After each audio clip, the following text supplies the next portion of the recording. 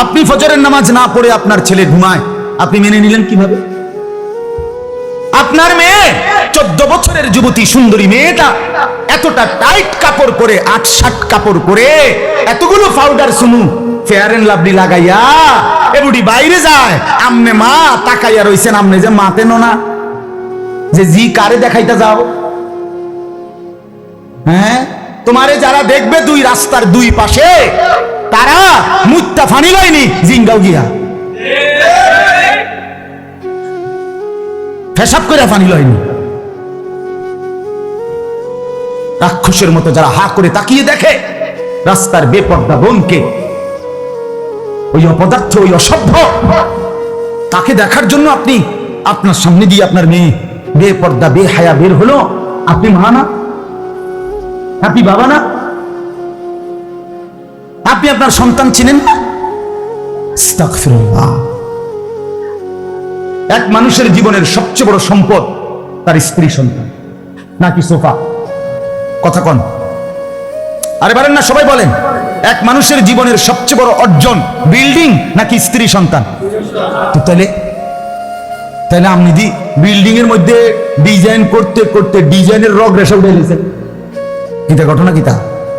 আপনি যে দরজার মধ্যে নকশা করতে করতে ওনার দরজাই খুঁজে পাওয়া যায় না নকশার কারণে। কথা বলেন না কেন? সোফার মধ্যে নকশা করতে করতে আপনি দুইটার মধ্যে কত জাতের নকশা করলেন, আপনি সোফার কত নকশা করলেন, আপনি ঘরের কত নকশা করলেন, কত রঙে সাজাইলেন, কত কালারের রং দিয়া বিল্ডিং সাজাইলেন। তো আপনার স্ত্রীর জীবন সাজাবেন না? আপনার মেয়ের জীবন সাজাবেন না? আপনার ছেলের জীবন সাজাবেন না? এরা কি ফালতু জিনিস? এরা কি ফেলে দেওয়ার জিনিস যে তোরটা তুই ঠিক কর? বেডিরে কইছেন আমনেরটা তোমারটা তুমি ঠিক করো, আমারটা আমি ঠিক করি। ছেলেরে বলছো বাপ তুই তোর হমাইন্না ফুলাইনের লগে তুই তোর মতো ঠিক কর, মেয়েরে বলছে তুই তোর হমাইন্না মাইয়াগর লগে তোর যেটা মনে করে এটা কর। তো এটা নিয়ে কথা ছিল, এটা তো কথা ছিল। আমার বাবা তো আমার মনে আছে আলহামদুলিল্লাহ, আমার টুপির দিকেও নজর রাখছে, আমার পাঞ্জাবির দিকেও নজর রাখছে, আমার লুঙ্গির দিকেও নজর রাখছে। আমার মা বারান্দায় বসাটা পর্যন্ত দেখছে, বসছি যেভাবে মা বলছে ঘুরে বসো, আমার মা এইভাবে নজর রাখছে। আমার বড় ভাই একটা পাঞ্জাবি জীবনে একবার, আমি রঙিন এমব্রয়ডারি করা পাঞ্জাবি আমার জীবনে একবার গায়ে দিছিলাম কিনা ছাত্র জীবনে।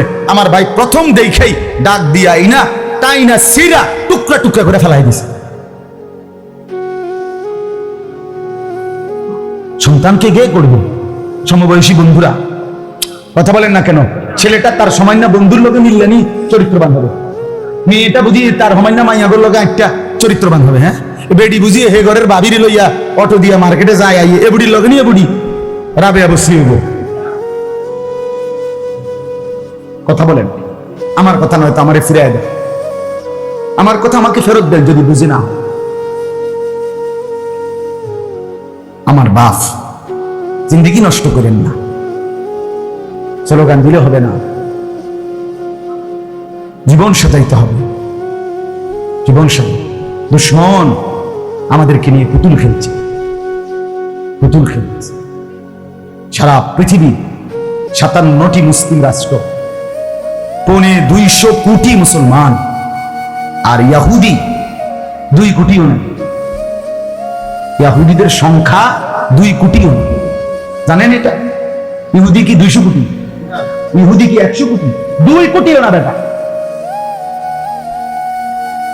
গোটা পৃথিবী মিলাইয়া, সারা পৃথিবী মিলাইয়া ইহুদি সামান্য, একবারে হাতে গোনা, আঙ্গুলে গোনা। তামাশা খেলছে আমাদের সাথে, পুতুল খেলতেছে। মুসলমানদের রক্তে আল্লাহর জমিন ভাসায় দিছে। পৃথিবীতে কোনো ন্যূনতম, আরে কোন কুকুর শুকরও তো এত নিকৃষ্ট হইতে পারে না। কোরআনে আছে এক কাক, কাক পর্যন্ত আরেক কাকরে ঠোকরাইয়া মাইরা এরপর মাটি খুইরা ওই কাকরে দাফন করে দিছে, এটা কোরআনে আছে না? বুঝতে হবে।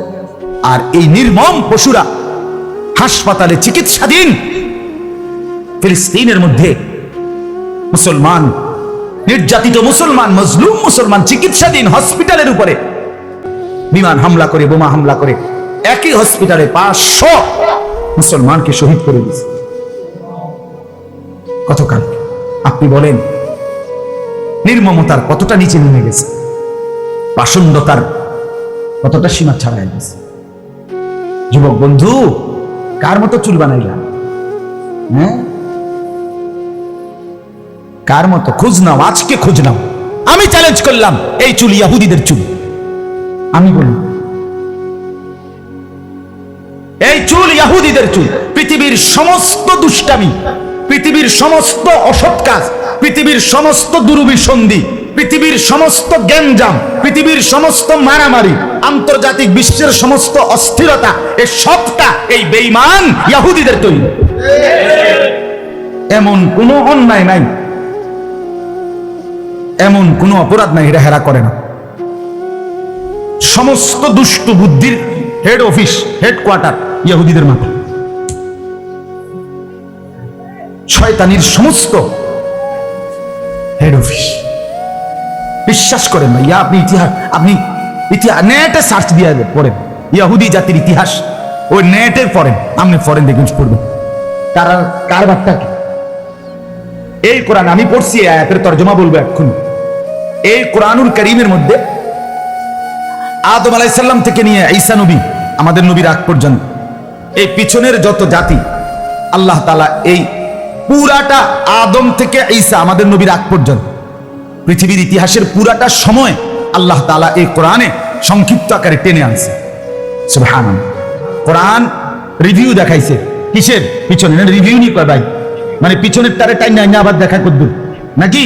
এই রিভিউ কোরআন ইংরেজি তো পারি দুই এক লাইন করছি কি, আমার আসলে মনে আসছিল না, জানি সারি মনে আছে না। অনেকে মনে করে বাবুর ইংরেজি কইতে অনেক জ্ঞান, সুবহানাল্লাহ, বিশাল জ্ঞান। দেখেন না মাশাআল্লাহ, ইংলিশ কয় ফটফট ফটফট। না না, ইংলিশ বললে মহাজ্ঞানী, এটা কখনোই যুক্তিসঙ্গত কথা হইতে পারে না। এক মোমেন তার দ্বীনকে মানলে, আল্লাহর কোরআনকে মানলে, সে যদি কিচ্ছু না জানে সেই মহাজ্ঞানী, সেই বুদ্ধিমান, সেই বিচক্ষণ।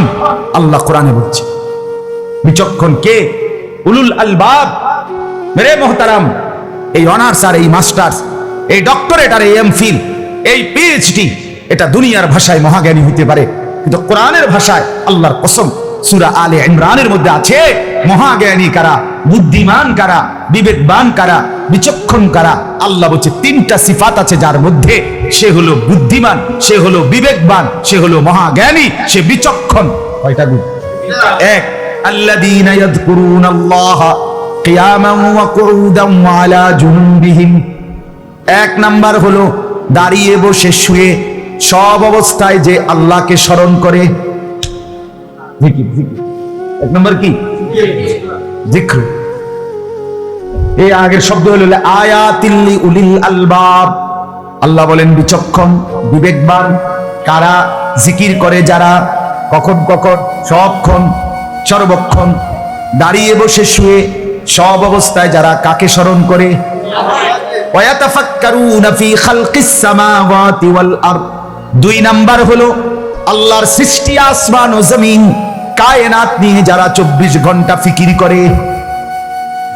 আল্লাহর সৃষ্টি জগৎ নিয়ে ফিকির করে, গবেষণা করে, ভাবে আসমান যিনি বানিয়েছেন, এই আসমান যদি এত বড় হয় তাহলে আমার আল্লাহ না জানি কত বড়। এই জমিন যদি এত বিস্তীর্ণ হয় তাইলে ভাবতেছে সেইবার না জানি আমার আল্লাহ কত বড়। এই সূর্য যদি এত বড় হয়, বিজ্ঞানীদের ভাষায় যদি এত বড় হয়, তাহলে আমার আল্লাহ জানি কত বড়। আমি সেই মালিকের গোলাম। সুবহানাল্লাহ। হ্যাঁ, হাদিসে আছে এক সাহাবী একদিন পূর্ণিমার চাঁদ আর মরুভূমিতে উনি বালুর মধ্যে শুয়ে শুয়া, শুনতেছেন মজার কথাটা, এই আকাশের চাঁদ উঠছে, তারা উঠছে, পুরো আকাশ, তো উনি চাঁদের আর তারার দিকে তাকাইয়া সাহাবী ডাক দিছে, আইয়ুহাল কামার, এই চাঁদ, আইয়ুহাল কাওয়াকিব, হে তারকারাজি, শোনো, কইতেছে শোনো, ইন্না লাকুম রাব্বান ওয়া ইন্না লি রাব্বান, তোমাদের একজন রব আছে, আমারও একজন রব আছে। সুবহানাল্লাহ। এরপরে কি বলছে শুনেন, এরপরে বলছে রব্বি ওয়া রাব্বুকুম ওয়াহিদ, আর শোনো, আমার রব আর তোমাদের রব একই জন। কয়জন? একই জন। তিনি কে? এরপরে বলছে আল্লাহুম্মা গফিরলি, আল্লাহ মাফ করে দেন। নবীজি সকালবেলা বলছে সাহাবী, তোমার এই সুন্দর বলার কারণে আল্লাহ খুশি হয়ে মাফ করে দিয়েছে। সুবহান। এই 2 নাম্বার হলো ফিকির। 2 নাম্বার, 1 নাম্বার, 2 নাম্বার, 3 নাম্বার রব্বানা মা খালাকতা হাদা বাতিলান সুবহানাকা ফাকিনা আযাবান নার। 3 নাম্বার হলো দোয়া। দোয়া কি? দোয়া। যে আল্লাহর নিকট দোয়া করে, রব্বুল আলামিন বলে দিবানিশি উঠতে বসতে শুইতে যে আমি আল্লাহকে ডাকে, আর আমার সৃষ্টি জগৎ নিয়ে যে ভেবে ভেবে আমাকে চিনে, আর 3 নাম্বার বেশি বেশি আমি আল্লাহর কাছে যে দোয়া করে, আল্লাহ বলেন তারাই হলো বুদ্ধিমান, বিবেকবান, বিচক্ষণ, মহাজ্ঞানী। সুবহানাল্লাহ, বলেন আলহামদুলিল্লাহ। অতএব আমার বাপ বলতেছিলাম, আদম আলাইহিস সালাম থেকে নিয়ে ঈসা নবী পর্যন্ত সমস্ত নবীর আমলের ঘটনা সংক্ষিপ্ত আকারে আল্লাহ পিছনের ইতিহাস টেনে আনছেন। টেনে আনার পরে এর মধ্যে আল্লাহ তাআলা বহু পেছনের নেককার জাতি, অবাধ্য জাতি, তাদের ঘটনা আল্লাহ এখানে উল্লেখ করছে অসংখ্য। যারা আল্লাহর অনুগত হয়েছে পিছনে, তাদের পরিণতি কি হয়েছে, আর যারা আল্লাহর অবাধ্য হয়েছে তাদের পরিণতিও কি হয়েছে, এগুলো আল্লাহ বিস্তারিত কোরআনে উল্লেখ করছে। নূহ আলাইহিস সালামের কওম, জাতি আমগো আগের না পরের? তে আগের জাতির কথা এখানে আসেনি? আছে। তারা অবাধ্যতার পরিণতিতে তাদেরকে যে পানিতে চুবাইছে তুফানে, এটা জানেননি আপনারা? আল্লাহ বলছে। মূসা আলাইহিস সালামের জাতি আমাদের আগের না পরের? আগের। ফেরাউন আমাদের আগের না পরের? নমরুদ আমাদের আগের না পরের? কারুন আমাদের আগের না পরের? এগুলো আছে এখানে কোরআনে আছে, এদের কথা এখানে আলোচনা আছে। তো আল্লাহ তাআলা বহু জাতির ইতিহাস, বহু মানুষের ইতিহাস আল্লাহ তাআলা এই কোরআনের মধ্যে উল্লেখ করছে ইবরতের জন্য। কিসের জন্য বলেন না? শিক্ষা, নসিহত। শুধু কিচ্ছা বলার জন্য না, বিনোদনের জন্য না, গল্প শুনাইবার জন্য না, অথবা ইতিহাস চর্চা হিসাবে না। ইতিহাসের বইয়ের নিয়ম হলো সন, তারিখ, একটার পর একটা by serial, step by step ঘটনা এটা বর্ণনা করে নির্মোহ ভঙ্গিতে, মানে মূল্যায়ন করবে আপনার শ্রোতা, পাঠক, তারা শুধু ঘটনা বলে যায়। কোরআনুল কারীম এইভাবে বাই সিরিয়াল কোনো ঘটনা পিছনের বলে নাই, বরং যেই ঘটনার যেই অংশটুকু আমাদের জন্য উপকারী, শিক্ষণীয়, আমাদের জীবনের জন্য ফায়দা, ওইটাকে অতটুকুই শুধু বলছে, আগে দিয়েও নাই পরে দিয়েও নাই। এটা হলো কোরআনের ঘটনার বৈশিষ্ট্য।